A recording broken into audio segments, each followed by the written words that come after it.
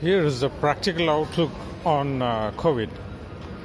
I'm actually airing this from a mall in Kochi, and I see people around in masks, people fervently sanitizing and thoroughly apprehensive about the pandemic. But if you look at it from a realistic angle, the SARS-CoV-2 virus is going to effectively come in contact with every single person, and there's no escape from it. Whatever be the precautions that you're going to take in terms of sanitization, masks, in terms of social distancing, it's still going to contact you. Now, people with natural immunity would obviously be not affected at all. They would be totally asymptomatic.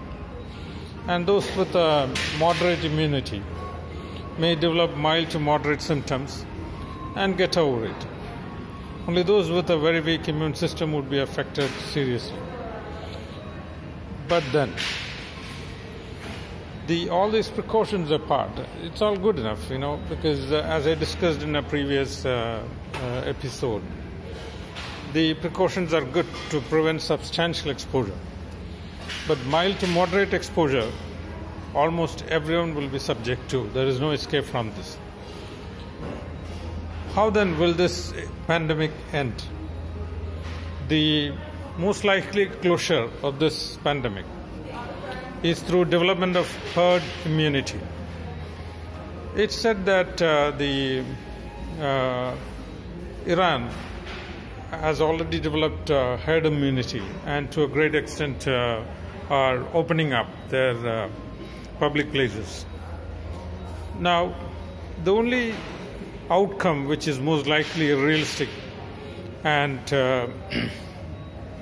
hopeful is development of herd immunity, which is most likely. And the earlier the mild to moderate exposure to the vast majority of the public is, the greater the chance of developing herd immunity sufficiently early. What all these precautions are right now doing is actually delaying herd immunity, but then we have no choice. We have to take all these precautions to prevent what is known as substantial exposure, as mild to moderate exposure may not be so very harmful, especially if you have a moderate to strong immunity.